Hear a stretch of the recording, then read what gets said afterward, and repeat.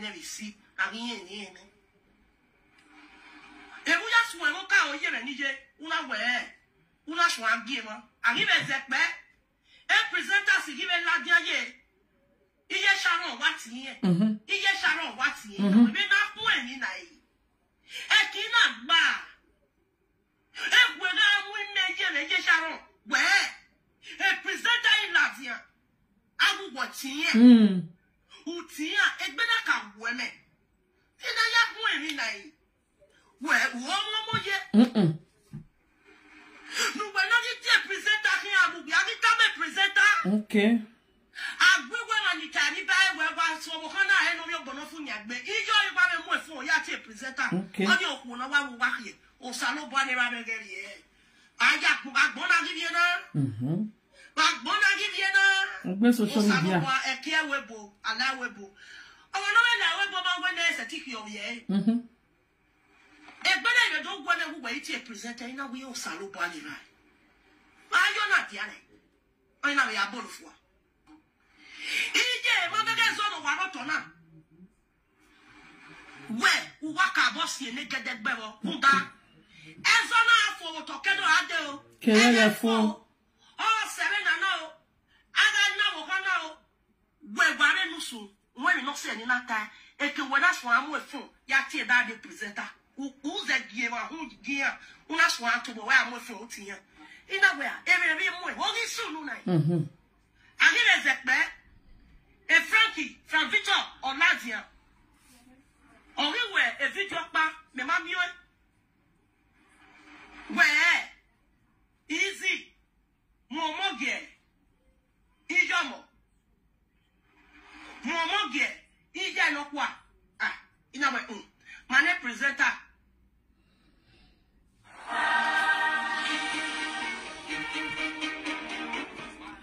Iya we okuona mame yisharo mame gero yata mizinizi momogie oni mana momogie unwe presenter izina do ahun we momogije abege the fact that me we awon mo no mogie ne no the final Me mama no e be yo ni gugwe ni yisharo oh ya tie from where no la wo don't go we video no time easy no more go me na my name presenter wa re never your opinion or Frankie or wa be do ita imagine where work we gie okay u we ri gie o u ma ri gie o oni unwe mi wo we no more go o we no agbo esi mi o we kakabo so kwa ye Sharon if you am no what aye ni je we let easy no we time e we easy no we be momore o ko be no e o we ya je gbeji uwe sezi no bi me omona no obi bi me no diona wo gbe kedara ade la wo gbo senu mu ebu e oni otani aka no oye wele tamizi wele tizi nu we no e na na gi mie we easy unu presenter ye na ya ho do wa ho wele mu e fonu gbe nu we tizi easy no bi me o sa no bara de ba we mi me we se be mi ya egera na gije na osene no aya mo mo be mo mo gu ya se ti pa o yan ebi o ku ogba ya we ni na mie na do mie gwa wo kan do de wa ho no mai mume ensie me anybody no mai mume ensie me iya wi sharo ma ge no are foti zibe eroje mi la wo no mu je gin es enyo wi do ge presenter wo na wo no mo more wa be ragbon enoni no de momo no rogwizi iye Sharon no one no rogwizi o mare foti zigwezi mo more no do tota kotu ne kere no we agu eku o mata presenter iga bi ohun no wa na ahun we ga si we na ihe mi lalagbo no ma fowo to momo geri bi oye momo geri bi oye Sharon e wo mare foti e izi no mo more ga pe kian fi pe ra kwa fi ro bi wo ba so pa we ni si mu omo gugbe unu mare anaka ho duwa ho warizi e wo pa waje je o ejo gugbe no di ogwizi we mo se ti mu ko ta gugbe nu we tizi ba to ha mu gbe we mi me mo mo gube o Umatie so pa e social media e zina ho. Do wa ho. Ya we ni si ya je gbe na ni ji e. Ijaji o si e ni zina gbe e ijaji.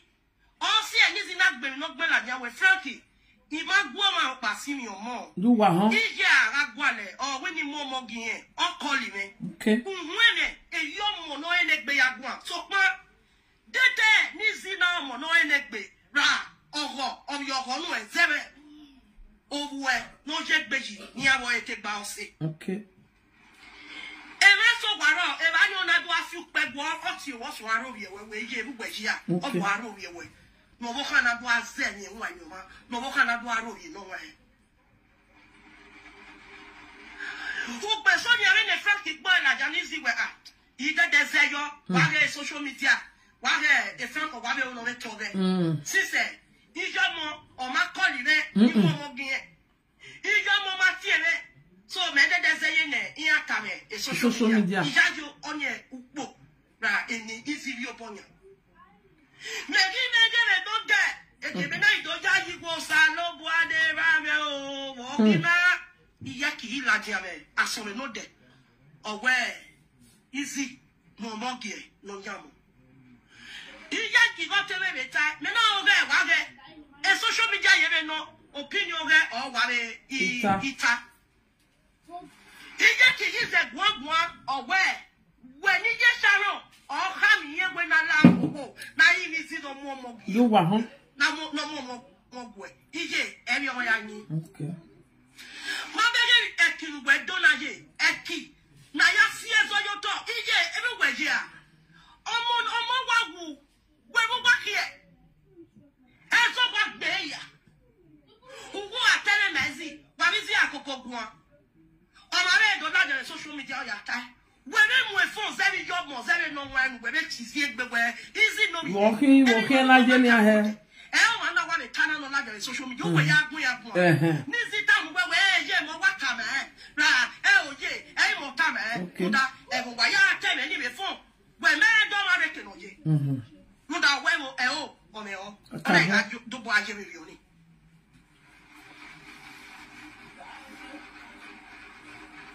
Umae domo reke noje.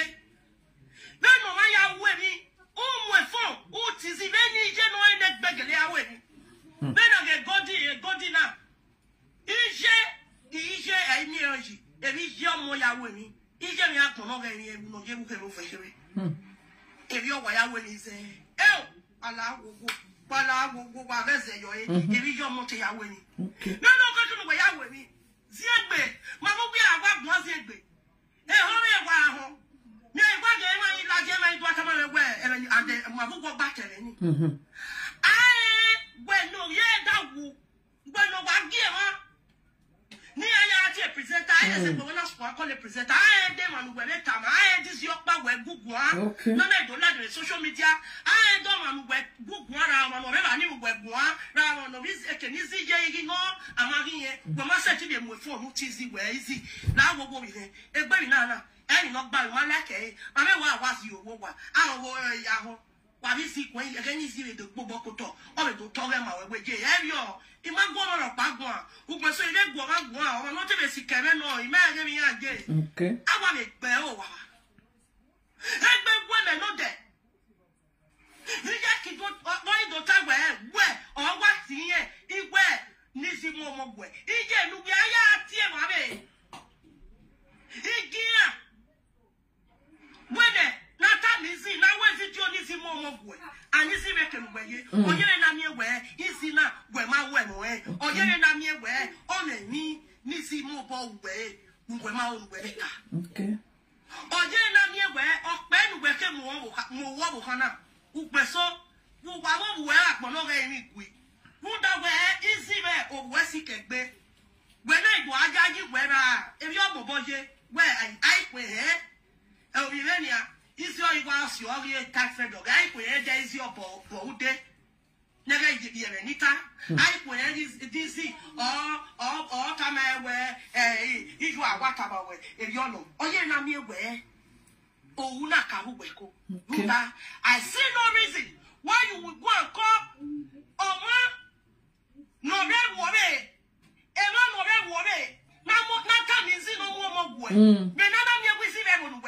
Okay.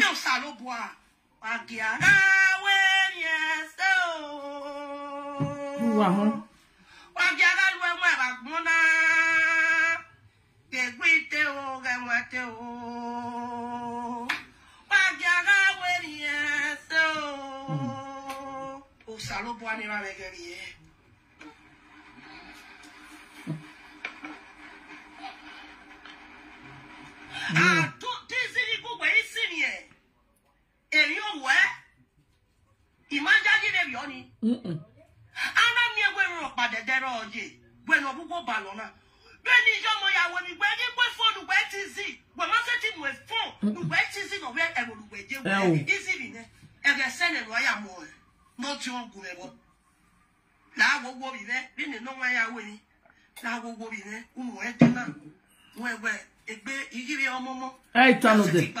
Okay.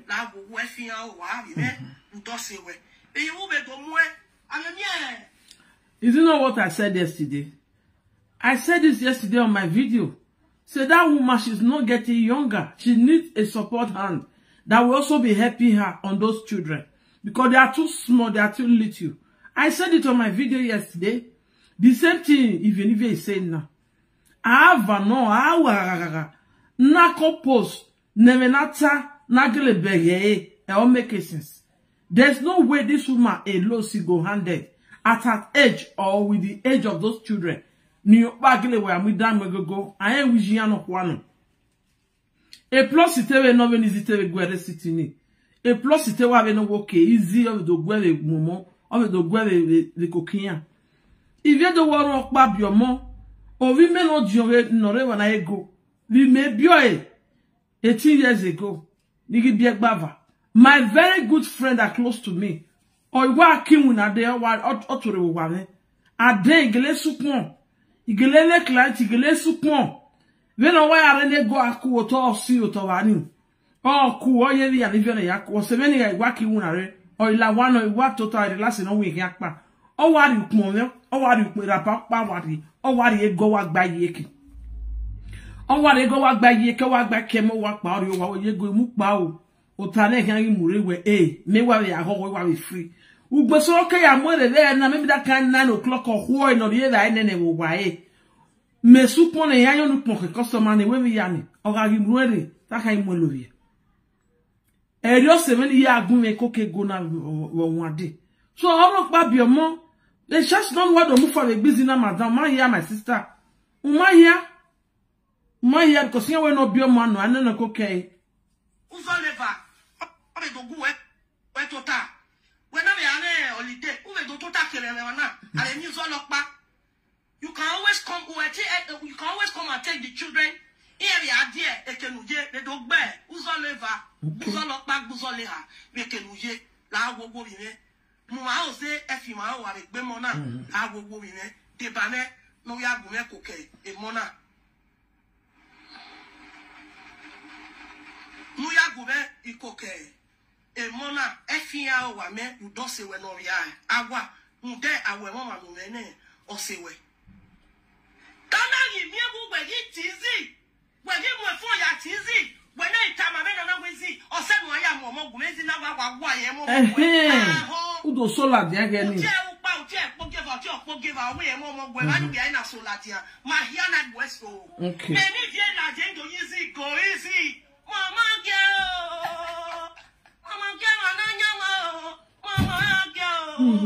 o salo boy do ba ya.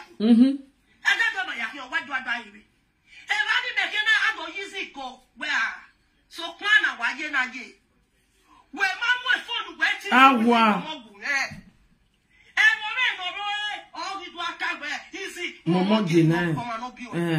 U ga we ni si ya bi egbe le be ni ye o si e no na o kani na gbe mi lati o we nu gbagba tada yen ma go ro pa si mi omo e ya agwale o ni mo mo gin o ti e ni mo mo gin ije kuma we yen no wa kuma we yen no wa e yen no wa ya ni kuma we thank you Auntie Rachel John, thanks for coming. Good afternoon my beautiful sister. O re zo e o we do ya Kakabogo who my mama. I am a bono. Thank you, Mommy Silver Goldie. God bless you, my beautiful mommy.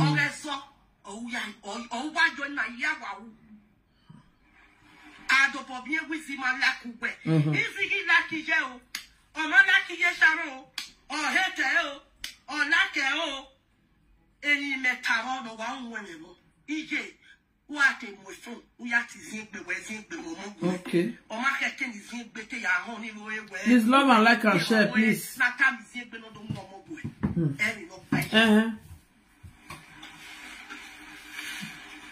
Please love and like and share. Oh, what I love you, Wahala. Thank you. God bless you. Can happen if easy is not manipulating people. God bless you. God bless you. God David the Sass. God bless you. This is not manipulating anybody. Unless there's no Kabwe, Sharon, Idemudia, thanks for coming. God bless you. Manipulate you. On Tizi where Momo only my way. Talking where, yes, please talk. You see, okay, who do we are quality better than Momo Gume? I know who we are. When they are coming, not what time is it? Momo Gue. Where sign a Yakimoto. And so we are Yakimoto. What you want to know? And no one what you are when you say. What do you say? I want there. I'm not when you say I see it. As only that one body can be. Every now, I'm not taking on the CSO. Do when we phone where what is in the way. More. And I told me where. And whenever you give away social media, where not time is in a moment. The radio presenter will be a ton of poop, a time where time is in a moment. God bless you. Is equal to a senior. Thanks for coming. Good afternoon. God bless you. Thank you. Yes, so it's correct, eh? What's up with Dragon? And they want to book our feet. Imagine.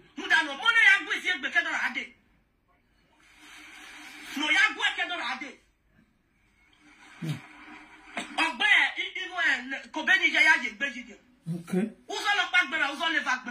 Easy or sell Momo. Okay.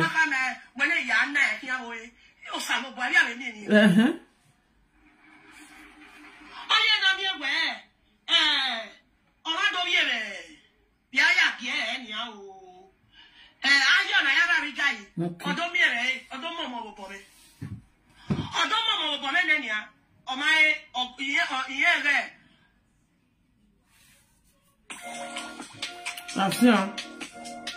There was never a time she called Easy to bring her grandchild to her. All she could do, she went straight to social media to tell them to drag Easy for her so that I can break the one. Of which is not good.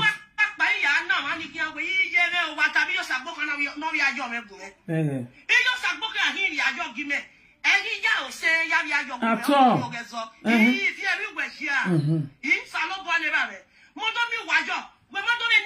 No, I tell you, do not bow down. Okay.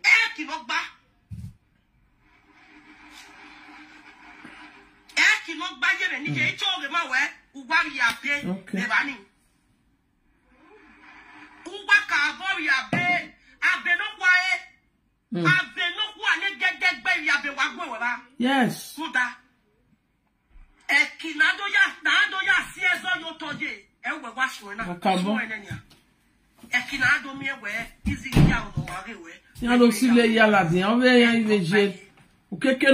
Many years ago,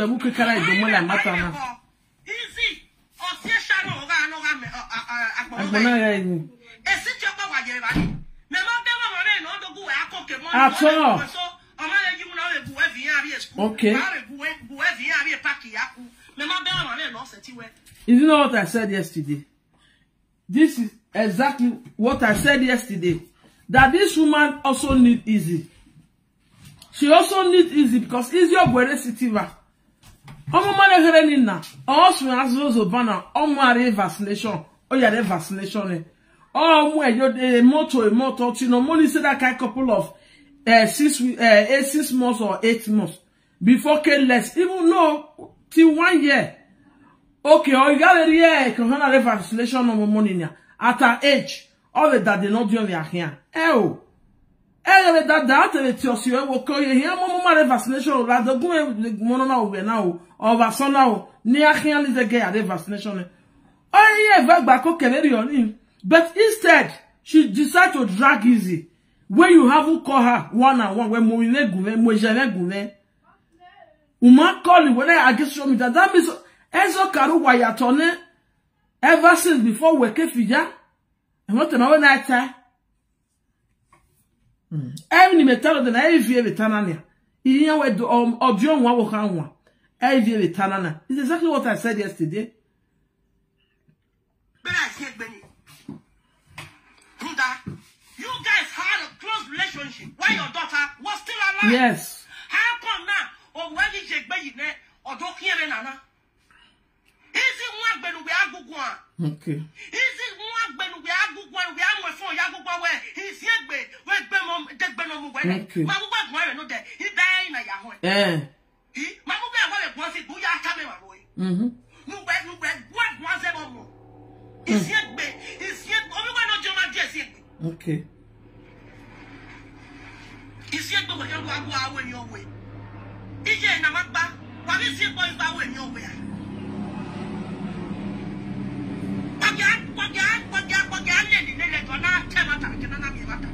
What is it talking about our way? Only when we are here, and get is yet me, and Bamwell. Mamma won't have come at me. He said, but we will mummy, Daniel, mummy, Matamaba, mummy, one of our reckon, you know, mummy, but oscillated time, my yoga, as I come, he may know me a good at a yoga winning. Okay. When Ballon Magena, then you manage a ballon, when no see a ballon. What woman, where was the man? Now was here, but when I got a lawyer, a come around by my way. Oh, you're and he was money. Yea, why good weapon? He can't go up by right the white woman. Tare Tamarin Nikamawe.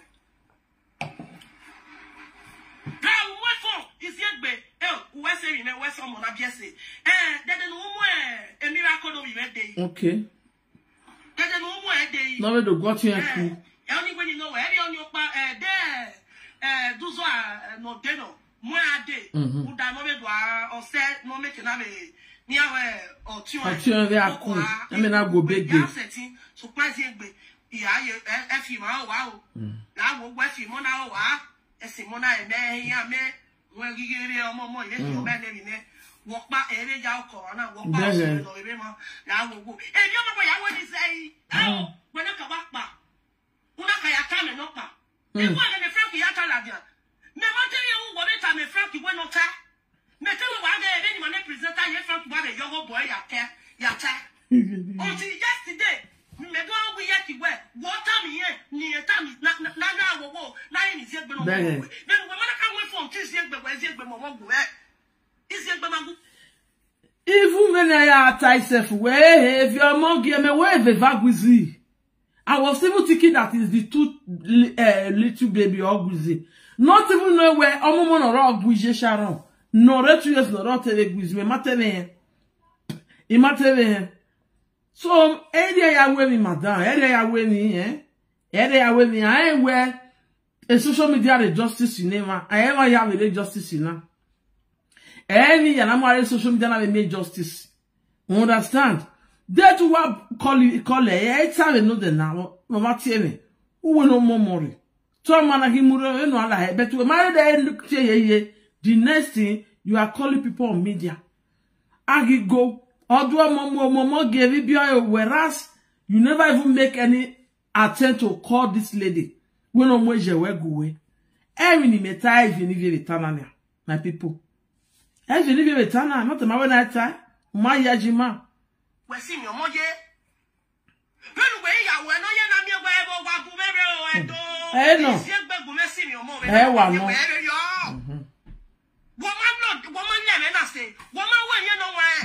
What you when na or you na me where or we see gbemu where. Anyway, I will always see bad to bomb movie. Only my man when we're chatting with full time I was in the Momogu, is your way no.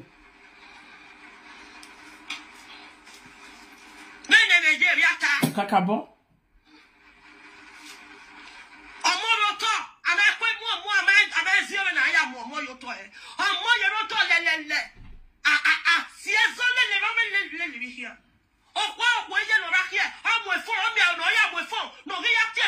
Imagine.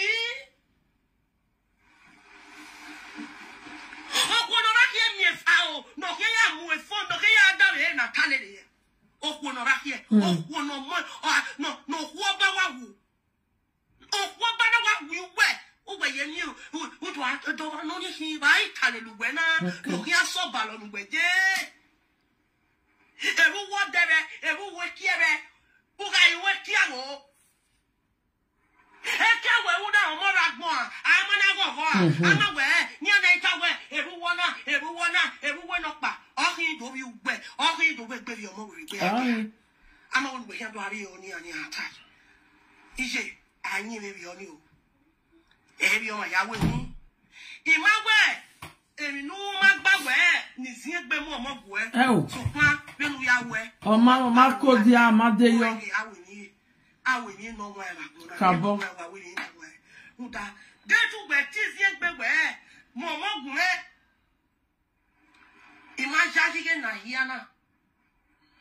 Complications in our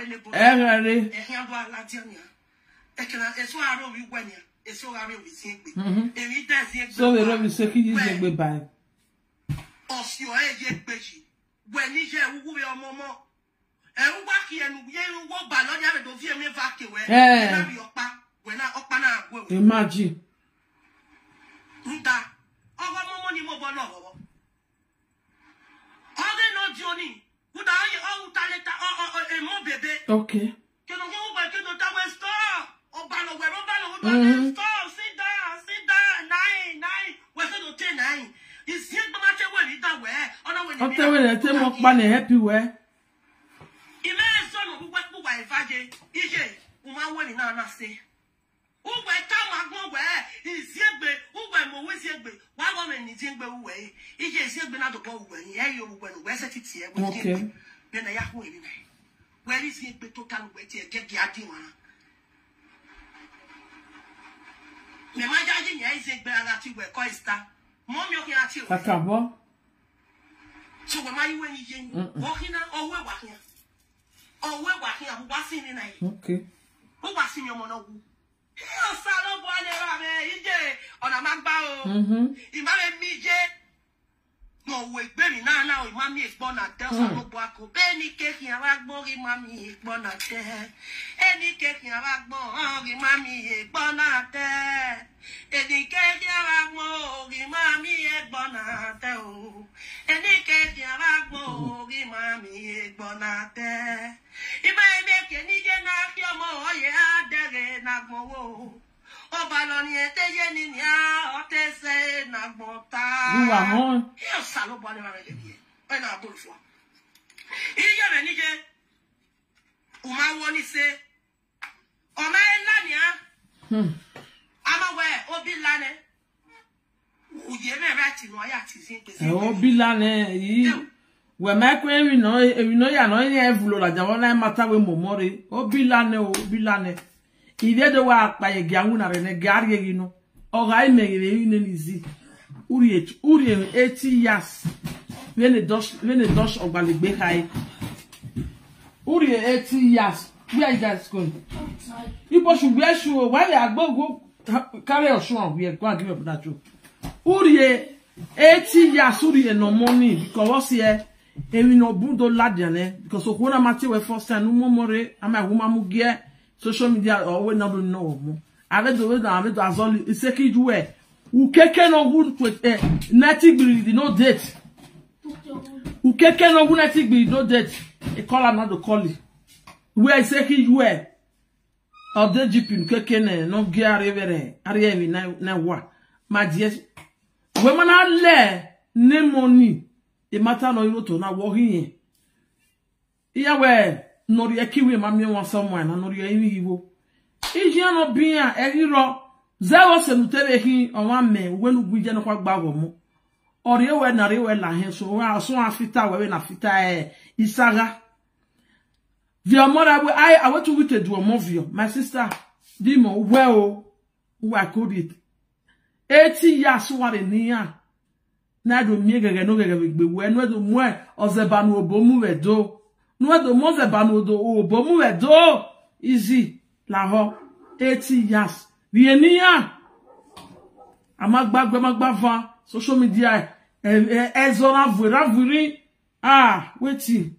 Yeah, what? Uno ma be una ya ho ime o wa ye set ya me de ni bota na do mi egbe ezo isi egbe ga mi we de eri to we ya mi zi egbe ere ni wa do agui eni no ba o wi gbe no re ke no je ehia ga ho gania nenu gbe ya we na igu amu zi egbaze iwa wa ti zi egbe ke no me ke na mi o ya emu a no me ke na mi o me ke ni je ye zi egbe aya mi o mo o salo bani ba me gari no mate ya weri o iziegbe gba bi ziegbe ogi weri na ani but do we na ya ata lokia iziegbe me ke no gbe ye we mate enu gbe no enu gbe na ya ata le ma ta lo ma be kian gbe na ya ata lo ma be kian to bo mi we ni ni iziegbe o e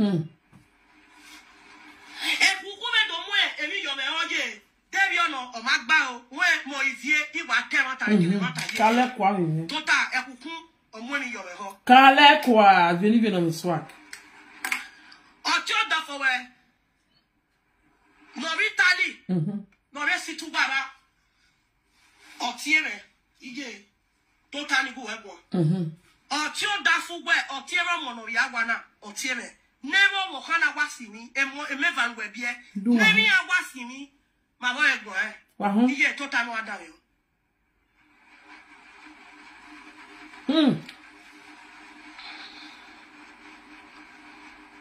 We me o wa de ba we. Be na wa ye be go na iye de ba we. Kakabo. Da iyan ba lo muje. So pa en we ya we ni na. Oye na mi we go ba lo pa. Uda e saga gba e ya. Imagine. Ai saga na ije. Sharon. Ije ga u ba u ta. Omo ta obonopa. Ose u ta obonopa le na ku eni na. Ije ebo ke no si aku gbe wala awowo. Wala awowo gbe ya ba lo be eni je ba sele wala o. O gbo ni u ta ya odo. Na ba u ta ya odo. O sa no bo ade ra re. Ije to ta. Emi ni o na hina we. Nebe Sharon si mi je. Awe wo pa wa je ba. Wahon. Nebe Sharon si mi nia. Awe we na se bo be na aya mu e. Agbono ga yin ye. O to e be na aya we ne gbe e. Unda no bia ma wu to fija. Okay. Be na aya we ne gbe e. Awe me na gbon na je. Awo pia na be e pa e o. Du wahon. Du wahon. Oye, no mi keto koro oye. Abege ogbezegbe no yari abe ara wegbon wa wi agbe ara fija egbero wa o kakabo mo da odase wegbo yin du wa honia owe nere Sharon simi abi ni ne no si nere Sharon o we ravije already send roju emila which is o bia wo be kina be oku oreva when I gwese na na ba ha mu mo na yoto he e man ni my time adewu wa honia if you live here where the person here e will not theater or tana do wa hon my people okay lele na lele ato bo bia we webo ma je na we lele webo Thank you, mommy. God bless you too. Thank you too. Let's see. America. Okay. Uzolo Bagberane, Tai women are here when neck bear. Iye, since or Tierra Revikin with you, Ut your Tierra, or that for me, I don't bomb you whatever I wrote. So no be in it. Yes, that for me. Then you met away now. You ain't when I wear only the time I wear, who get tired, Nutana or Wagba, so on that babo, I wear in an oma. Yatie, a tenable wa. Ruda, I buy me call. Oh, whoa, and I said it, but every more, and better on a set. Yes, I will buy me call. When I knew one more, I will bury a magba, oh, we are on the set, bomb. Ijomo ngeratino yakomo yokbia kegbe. Eromo o ngeratino yakomo yokbia kegbe. Agabe miewera ni ya wa. Egbe no kero kagbe o whatever otino bia enu. Ijomo we nania otiere Sharon ya. Already ne dise Yoruba lana. Awoma yeti enia. Obege enia. Odola dia odote a side no sweet my social media people. Near yagbina ne na ya muema ni ya. Egbe no do le lizi na agbizi anaizi ate oti izigede osezemo no iwe okpagugo patele gwe no iwe mare phone call izini mo more una do ade social media what do that me honey ya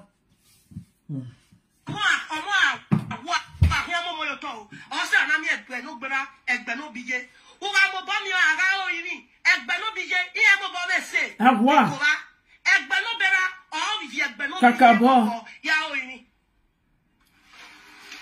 o ti we Sharon do ta mu gbeje we oma me give you omomo muda no ipa ya wada go mo na o bi me no o dat mo ya oma me ati o bi me no dio ya tie are jeso buwa gbima ni me enwe iya seti atamia peni ya we na ya we ebi mete ya ga ya we o oma sisu we na ya mu abi e o wa mu eri oma so pa ya eme o ti me Sharon ni no reba maria mo ye no jo ra o mo pia where did they gbokwo vie where gbokwo where we manire we bonana ewe boaji ana we mi no ho ana tem na le nhamunu thank God the young girl mu ade owa I'm still happy okay yan we go for me na ya mu arewa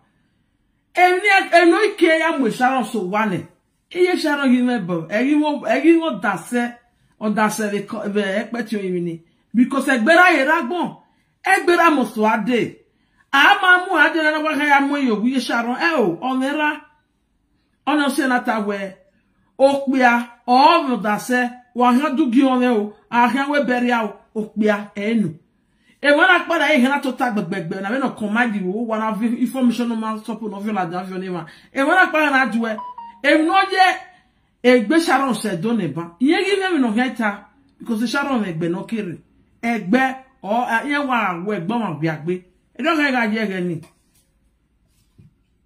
e ba ni o ina do TV no ti o ye no journey odo ti areje no bu gbegbian oma yen wa ya we na e o we keke bo ti ye Sharon o ti re Sharon ni o keke no we ije ifu me na ye ikuana ana we na tewata ni we amwesu be no gbeje na momi ugba ke gbeje o keke na me we o ti Sharon o gi we ni wo ire ta me we ni me ugba ihia ye na ugba gi be we na ugba hi be we ugba ihia o we je ma wa mo ari do ai wa mo se do ge na we do ta me bi ne we be na o ma te keke no gbede dia iyo salodwa no gbede dia ya o no wi gwe o ko ki ni aje ai be mi o ko ki o bueno ani je no leru no mo yo wa o salodwa we se ni agbe Sharon o te be mo te o pe ani ho gbe o ti Sharon no pe o gi do atie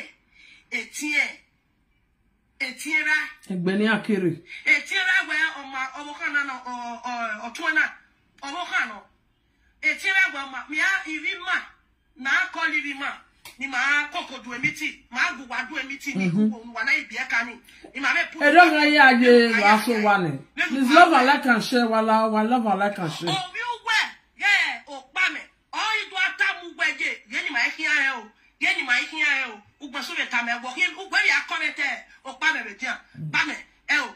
Onu na mutabo o wa were na na. Mo mi me. Enwenwa o. Mo. Buda oba no ngbe yese. Ije ya ke ya weni. Ana mi egbo gbe. Omo no roto na. Iwe. Egbera iyama. Why have you ni ata yuto? Giame wa mo Sharon sedo ne ba ho ya ko anytime na ya mo sedo. Na do me we egbera jo la jawu ya Sharon wa ga DJ Sharon arigo la ja go for me ni ari nena. Aga gele me we go for me custody of ye Sharon je. Nu wa ga DJ Sharon arigo la dia via mo so wa ne na ya Sharon. The beggar the rifle family no kake no rie a last respect ne on money zere gbe na bioji. Wa ga ga adije ga arigo la dia. I don't know time anywhere. Why I hope you was so you why not? Because no man yes I ya moti ran already. E roje mi la long now. O tira mamu a long. O mona kinegbe so wane. Ana mi we also why gbera agele do he. O vie do ma igbon. Ma igbon. Egbera agele do he. Wa ge wo so wane wa ekere na hin. No era social media na kere no. DJ Sharon mala to tanya go ni adonate mune na do ga gele mula jana egbera na ya Sharon wo so wa le ga wi ile time na wa wi time na pe ko ba na ke awe me no gbo mo na ije e ni no gba o wa ge ata wa ta de ko amosu o pe aki kokomo o pe ma kokomo o pe anyamo awe agbono ga ri Sharon awo te pa ni awe o tirani era oya ogwera rera mo tie e daddy o tie okay what's ije ana mi e mata no fie gbogbo re gbe o enu wo pa mo yo to so lo wa e but na ki be do awe ake o do wa mo wo yo to ije e Sharon mo ote no piano jo gbe se de o ti no piano wo re de gbo obi je wo ki re do mo yo to a you haven't yet why do you want to return it? Then take it. Where do you sit? It's very shallow. Where Jackie we are going to raise it.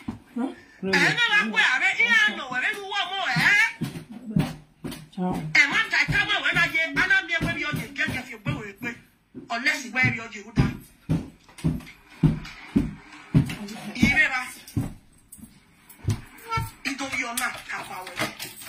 Making us a gay hour, ye.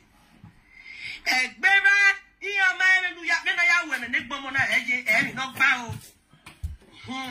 O ba go bo, I feel you over here, salute. I feel go to very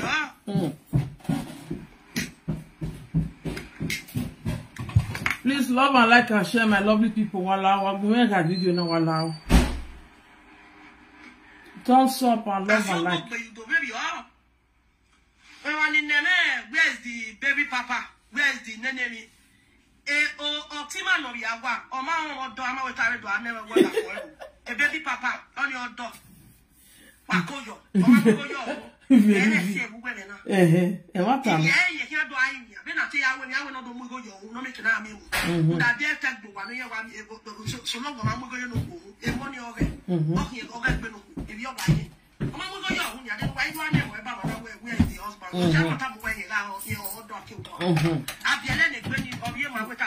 Okay. Now, I'll be aware that Roswa. Any me watanaje, la wo woje and nije. Make sure where a bera, Epa, then I hear when the boat on a Gia, I am with Bonale, and Beno Bera, here we cut it. Here I can cut it. Any time while we're at Beno Bera, second your time, well, again, away. Who that is on Oviano? Here, I may say, a common. I will buy it home. I will be aware of every amako here, where my nipple somewhere, every amako here, every amako, where we are. No, Bioman, no, I no cocaine. I no cocaine. Oh, Monimesia, you were 2 years, was Jeremy Lawebo. 2 years, or a kg, or a deke Lawebo. On a do deke land in nursery school, do secondary, primary, secondary, university. 2 years ago, he married. Ayagwale gbira. Ona bu gbira. Kosera fiyane. Ona bu gbira. No simira. Orie elisti no doe. Na ya mwego yohu. Ima hawi mo treno mo. Ima hawi mo koke. Dorie life ne mo university we here. Ige ipalove. Ahana pay bra price. Aw. Agwalegbe na bio eji. Because ovio ma eno. Ovio ma eno. Egbe na ya ana ya kayo okpe ya. Kwegbe. So ewe bo sie nene. O ifija o omera omegbe na bio eji. O ti neglect o ti ndi ma we no rewe bo na bete no yanwe ikinegbe sharo so wane. Iye sharo yin nem no haita igbo money. Elem no hiata. Kwa le meko no hiasunu. Adego gele mu go la dia na ya bere be ga sene. Igo na donate munena. Even Wahala we this woman on a plan because o my area for color one on one gwe una so via social media na ga gbe na gbije. Ana ga gba na gbije. O bere ige boys the DM journal if you on area pa no kola do re ba we. At that minute o be na so la dia. So what we are na part 2 aka waringi for now social media part 2 a day. Ado tamu wa we igo ni ha koki mono si ai. Wa ge na. Na asa ti sinyo mo beba era onya mo. Oyibe bai be ko. Unda me ke do ase egbe so no su kankan. Ado ano we wo mo e. Awo boy. Ye ona ye be oni mi no gba. Okay. Na wo na ya ye be oni wa seti be to lo yi ni. Ti egbe bai. Wa mo wele okpame. La wo ye. Try no wa mu ivie. No wa kugbe. Seria en okpame no we zede. We ikwoni bu fi we arawe bonane. Baba arawe bona ma ine lele do. Oge no. Oye omosima pa no fi ya many years ago. Osimana kiye komo meno na wa bie na ona biere ladia. Ise ko biere tagbi agbezi gbeke. Iya agbezi gbeke egbele dini. Erele dini ni ya de to ona fija. Maya wa kokoku ware ye la egberi ye la e. Oguro gaso wa gitie. Wa je ye go he na ije o.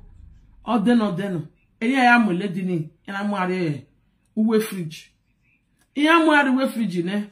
The next thing egbo na wona mu adi owa because omo bobe so e ne lady hi.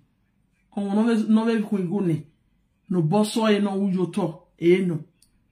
Odo omo we va Nigeria mu to o me here. Ona awon meva be mana. No gie ha esi haila. Odo ya hita do no biome evanina. Owe o ewiye onya property jian. Ige o ebo wale here. Ebe akati le ya le tenant pay here. Akati boy na ya pay. Owi eviore that ewiye anwane eni ahare ti obi jian ni. Hey my people. Egbe ya yo bokparwa. Egbe na we mata. Tu gun abelu nu eje. Vena wa guana. Ele owo ni to hete gbe wan je we fridge. Egbe na we no bi amana vie ni ya no kosa no tinyare ne aimu eyoto. Na hana mana ogwe no fija ni we bo. Iya va egbe mu e. Akpa no ara ko la dia. Le dia. Mama e we tian wa mu e. Keke akpa no ara ko wa re Nigeria. Mama e Omona ware ohonieko for almost about close to 1 year. And I'm going mortuary. Amako na moyoto. Neno biarize pek ticket here wona wo regbe ticket na ade webu. Oge no, egbe na otu vie ni no kosa na egbo tiare. Ebo wa o, ebe bako, igo no re a disposal o akon ya ladia. Nwera ti mu ya ruhwe otia. Oregamo mo emoliga nwanya avie koi. O boy is the guy na. Onati akle moduga. Awo e. Ebo na ya the ticket. After many months. Oh woni isu se, we fridge va. Ori egbe maja do se vi yon wa. Do se egbe meni go. E woman ri egbe mame. E woman ri egbe mame.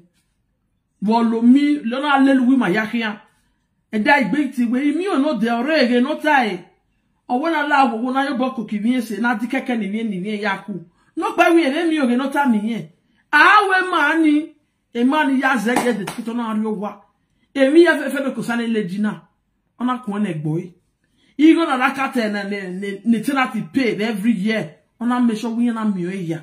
E bo wa o emi ya e o tono no dele no ma hi ina mi guy na ifa ke mu ko ni yuto. Iya ke do ye va u we ko do mo apa no re ko ni la dia do bere separately. Iya ma ni egbe na e wa do na e play bo wa ide social media wa megbe wa ya we sanka. Except e shara wa so wane. Igo no wa gwe donate na o wa be mo la dia na ya gele bere. O mo la dia na ya bere.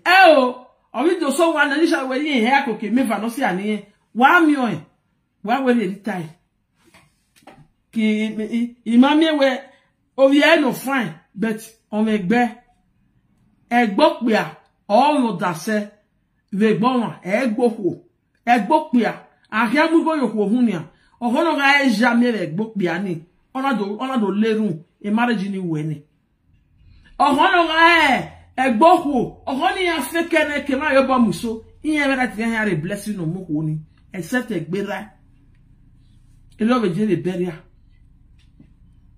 no pia si ayo no we ije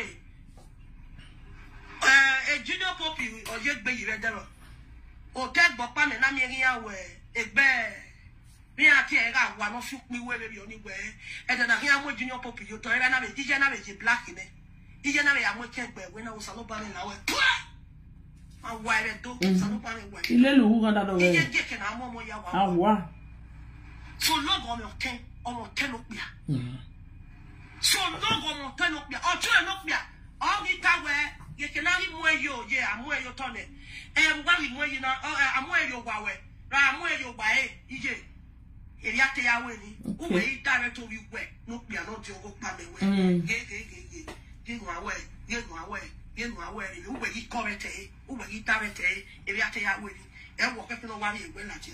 So long omo e, uvije no pia. So long egbe egbera. E lo kan ya aje fi ni vie. E no yin am so wari lo kan ya aje. E be le na ya moto na. O ti be Sharon no wa bi talibani. Emi we bi kemi we bi ya men we ya mama na. Okay, can you to tackle with Wabo Igba, Wabo Igbaka? Who are you Pamo? Pame, if you may town, whatever, if you may return, wherever now, I directed Upame, who are you directed, cool way, Potira, and walk by one monobo, EJ Lao, measure where it's here, of Imana no Yawa, no Yawana, measure waiting here, Iya me ni awie wu we iyo imina make sure where iya the part of iyo imi omona ije e ma ta do tama we ojo wa o kan won ije la gbogbo e ge mi na do ki o ge so je e ge ki o ge so do na gwa lo mo si si egbe e wo pa wa ye wa ni easy mo mo gun me we na do ya tame kata muto na odo hin ogezo ye odo hin ogezo odo hin na mi wo kan ga mi we e yi tu owe wo kan na hin na do agu we to abe no mi ra nu ba wo kan hin na do awu we wo ba ye e to bu we sin mi omo we re gu e sin mi ni opa o si we no wo bi omo isi gbe me any right to hin ata mo ye mo so pa o e awe ni e no wa la wo ye he no wa ya we ni na Nga me no ye na ma paje Nga me ke do bele izi pe to gbe laja we ye dragon mo ye le we si mi omo wa koli ewe ni emo mo gwe ni emo mo so pe we ma ti ye iyo we social media ye na ya ho ye ma te ja yi we wa ga wo we din ya no den ya me show we izi pe kin do ja yi we ije ma ti me we ni mo mo gi Eva ni social media ye ya te we ni ado yin ya me ni mo mo gi ije ni ayi me ya fi hu dan okay ije en na ya na wa do no ye no ya yo mo amo fi hu dan Oi me buy me ko. Oi me buy me ko. Si o ga no. Oi me buy me ko. Iyo mo na gbe kedo ade. Ani ono we no ma. O se so we no we. Ahwa. Oi me bioga o ma bioga o. Ani ono mo ye ko. Ahwa. Oi me buy me ko. Ito ge. Eso hera ne yo mo na kokwa. O se ka no. Weto ba mi o se no we no ma we la re ya kokko mo. O yo se na wa wo no ni do kokko ye. Agbo ya we. At least agbo ma yes e gbe nu ya we na ye. Bu ya mo phone we ya tie we na ya na hia me ye. Na go na go yin ye. Uwe hi gbo ho na yes na. Ana mi uwe ile ni ko yo bo we. Wa ni o se zo nu wa be. Iku ezo keme nu wa bo mo ga me. Bo ba po. Okay. Area ya we enwe. Ogwe nwa ya gbofe no wa ke na gbofe do agba ke. Okay. Ani omo bi je na gui. Me na bozo no go, me na bo bozo no do ma me bia me bo bozo ne omo bi je. Ami omo bi je na gui. E akon ma omo bi je. Kakabo. Gbogbo la be seto. Na esago. Eriano. Ebi oje. Eni mere mi e bo. Ara ire bi e bi oje we. Agba yi we si o e na. Oji je ki won da we ki noje. Omo no ene gbe ani ose no hia ya. Ahwa no se petit je we boy. Unless he Jenny, o me no want money. Yes. I don't move back where there or Batiere. I go no ga ge Sharon. Di o me ya ta lo masio seven years and where I need that. Amae. Ya we paka. O le ta lo masio o ta lo masio yi je me. Ene no nia. Ta lo masio yi je ije we ma de wona say, we ma de wona say. If you je back na, it's normal. It's normal. Ije awa we na nije awa we na. O se wa se ai ga hia. Kemi ni abi jeru atamosio ni je me wa o. Ye no wa sumi ma mi je me. Ebi oje. So me ma jaji gbe o ma setting jije. O ma me o setting jijo ma ki o yan wa. Unless igbe ije ni ogele we no onre ni no wo money. O da o be buy we unless there bodo. Bono ni o esi e wa kedo ari e bo ba we. Iyo ni wa ye o serena iyo ni ya ki o je. Wo bi gba lo be Sharon no na ya ki o we na mi we. Be ne Sharon igu na o ma do gwa si nuku. Awa. O ma do gwa si nuku ba go sorry ije bi ku o ma je. O salobo ya bu we ku we. Salobo ma wa re do. Aye we o mo ra ipa no na me ije mi enjoy mo supon agwa no we ije abi ku e salobo ya ije na me ku. O ma understand. So ya ibolo fuara. Ai me mie. We ukuno si ayiri e otona. Isi egbe amado gbo asini e. Awo eto ya we bono he aza gbo ifa. Ugbo so ino bi gwe no ya gwa ka mi si egbe no. U ma understand. Ugbo so bi gwe ya nyin dane no mo no. Ezo no bi aroto. E be ya ka lo ma se. Ebi o mo boye ba pon na. Uda le ma mi o mo pa no we omo no egbe no ta we osi odno si o ya ka ma we no ya no si o ya hi o je. Mama bo mi e bi oni. Emi o si emi. Ana abolo fo aba. Oni na ya ibolo fo aba. Emi o si emi. Emi o wa si emi. Akabo. Me mi e wo. Ije la gogo enwe no. Wa ye lu enwe wonu na. La gogo je ni je. La gogo mo mi. Ibute ni ri enwe ba. Ma be o wa bi si egbe no wa bi si egbe owe o. La gogo je. Ovi bueno. Osio bueno. Akabo. Lena ke ya we ni ha mi we lene ovi agbono re mi pa na. Isi egbe ije ikwe mi osefi. Wo hi isi egbe fi ovi we. Akabo. The last time I checked, where isi egbe ije o wa ya ma we ni pugbe. Akabo. Ezo na egbina na ware.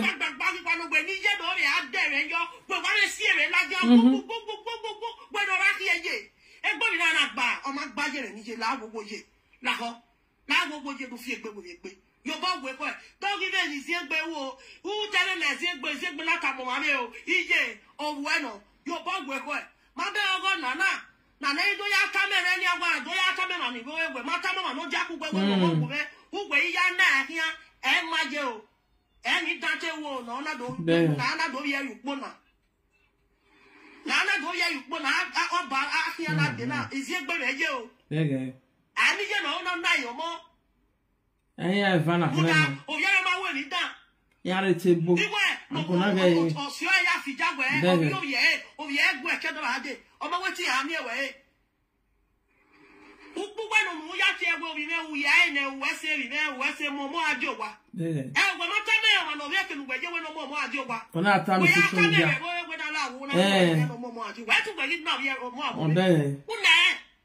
When I'm going Salobwa, or with Mamma or Bamagi.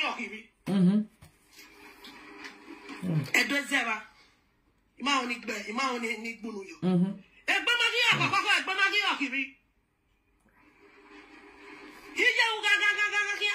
Here you Salobwa, or say Bamagi, he died, Bumetafo, and Bamagi, he died.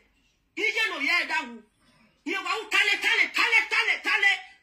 Uje when no figure, uje you social media, you wait, social media presenter or some way je la go bere mo. Now je. Oje. Teme wo ebio. Ona apolo fo. Itawo me you well na le. Easy egbe no bi je.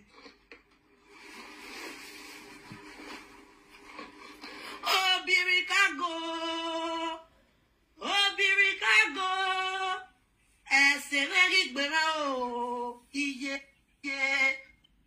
Obiricago,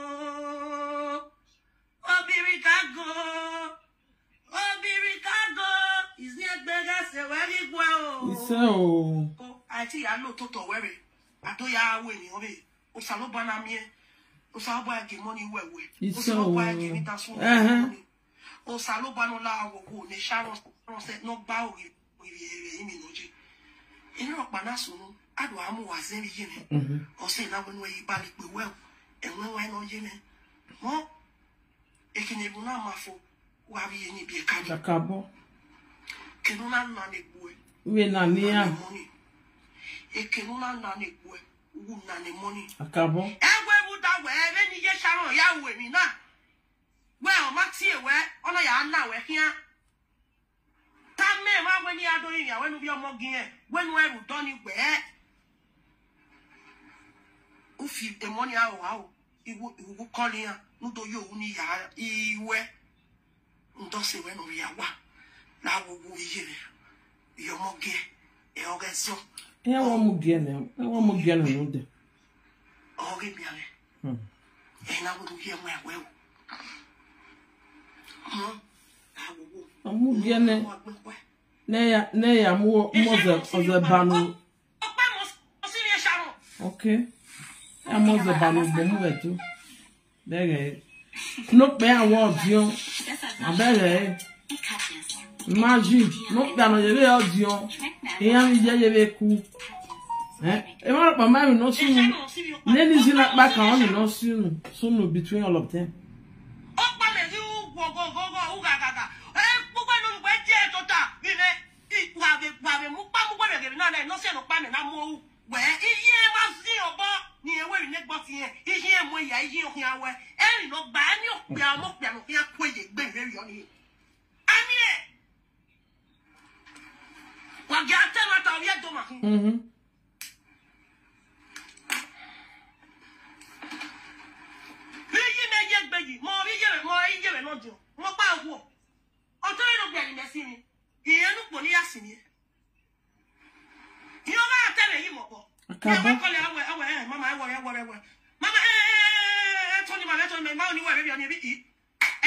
Yes. Good are your mopia.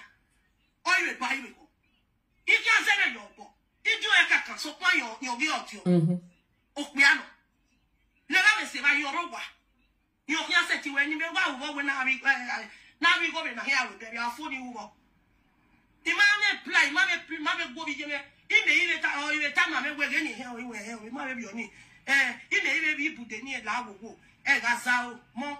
He understand the stress you know, my easy life. Every time they are so clear. Little time, I want to know. My bell pan do taffy when you must have one year, only mamma, and when they are with. Una go so many when you are correct. Well, you might go now go from but so back over for you. And that better the old the very artist said he was from even going here we calm down where was you are. Nete when you are to not joke take you where you are. Eh mama tell not joking but who's in your upon you and what am I now? Who you go and here with very problem the wrong. But I will hear come in here with big you know what, I want to be no be out of it. I'm your mock down of your poor here. All you are very about here and every Buddha or Pame or Momo. Agree panel. Walker cannot take direct edge. Why direct up Pame where we may we're in a lot. More if I away. More wearing a lot. La or a tira. Evo kamuya, ayo kanwe, ye wusao pretty, ezao muyahu, and when we're more. And whenever I am more bossy, Yaoni, and Ijao Marik, who are more bossy will be. And you are there, I want me, no Tayen Tana. What one more bossy will be, oh, they must anyway. If ye ya correct, if ye ya dear, or dear your book, or give it to so can't send me your book, no way, a shadow mouth on your channel too. Oh, yeah, that will be there. When you bum of ball, or see no woman now, talent, or see no more, and that's so my no steer, no bum and I'm more, no that way, or bum the dog where he hear one with me, no right here, here. All the talent here will bury over here. And not by it.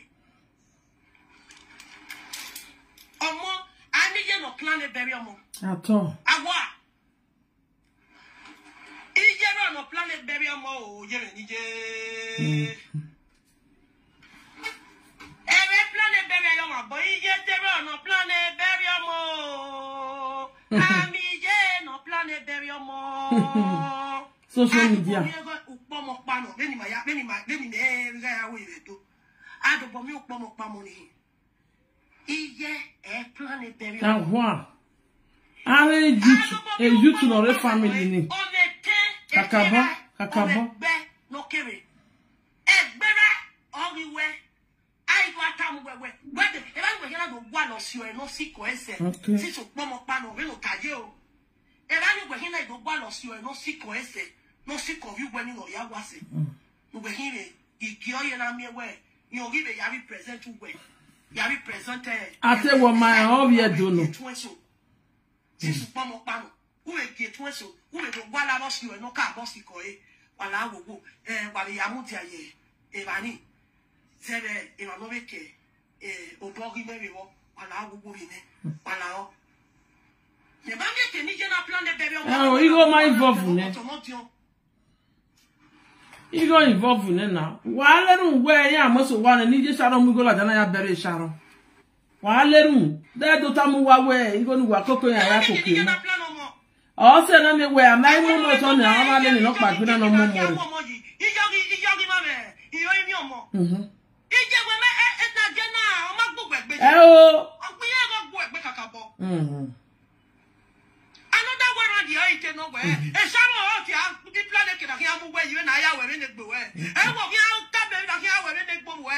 You know, a shadow now over here. When the shadow now but okay. A good animal. What do you in the year? And a shadow there, a better boy. I will buy me over bueno. They are your career again. Awa.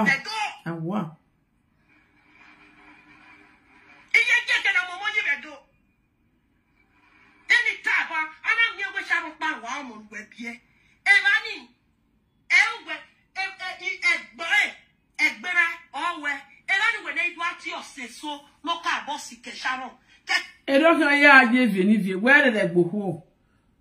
Except what you have better, Roger Miller. Oh, a go for me, Narilla Diana, you go, you tell we have more one, eh?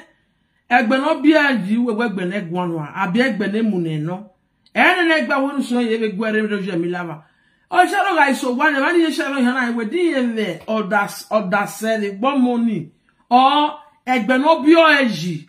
Or mo that se no do bere e o. Or a social media people no gisie ebe bere alogologo na ohe bere aya ge e we no your money so wane iye sharo ire no ita egbe sharo because enyo era e maseki azuwe o bezeki azuwe ti me ko negbe enye kele awo ti weso no ya gugbe ye mu di aye ba ni egbe be sharo mi ara we negbe no be gugbe no ya be ya za o ye ba ni no be mu di ase ma no ke o bo were ni ebi ake ya we ni ṣùgbọ́n na ri wa ye na egbe ri wa be gbe me sa loto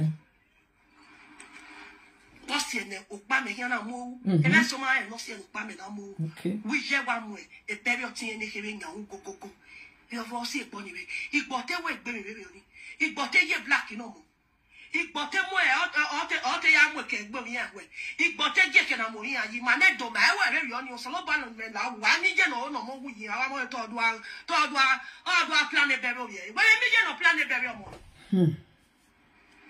Nana mi o mo amo no bi o be mo fun ni agbe o mo je no pe a ere o ku oni a o pe a wa gbe na o pa me egun a o pa me mo ani o mo pe ale mo yo na wa ge aka wa tare ke wa tare na la ogogo ije wa we ni serebu ti o pa me no we ta na we ni re o ma ni we na wa o gbugbu na o ma mi re we wo mo eyo bo wo ki a we so pa ya bi bude nu e o ya ta mo we yenu ki ala enu wa do nu do afan no ku ya ri ere ni ka o e bi ono o pa mo kete no we beri o je e o gba ye e o we beri o mo ka so ifo a o mo kete no te we beri we ai do mi e na we no we o mo idogu o ka gu gbe kepa o ma re no sa wo ne mi aje no ma pa yo no fi e we bi e ke de bi na o wo ja no Aba na we ma gbo wo do kwa no kwa ke we akabo na we ma gbo ke ma ni je o na we ma gbe ogugwo mo pa me bia me ya imo so wale bale he na wo ke di e me voice di e me voice o de ale social media me wa mo egbe wa me gbe saga o my phone except where igor wa gele dole ti na weru de beri anu o gele mu ne ya beri sharo ere ga ise ne je na wa we mu gola de ya koki mu wa o gbe la de ipatu iji e ma mo o me o ti ene kere ji obo ni ewe ne gbo ti ene kere o pa me mo yi ana mi ene zegbe block up pa me tisi ye di time na we ogi time no pa me awu yo obo na gogo bi jene block up pa me block e no ka je kan wa bi jene la gogo ni wa gbe gbe wo do wo na ma gbe kwa bene e mo nyo pa wa ye amu ya tun ya wa ya amu ya nda we o se we no ya wa keke wo dey love no we any money keke ni awe we no la gogo bi jene when you tama we o salo bo awo lokun wa ya yin gbe gbe wo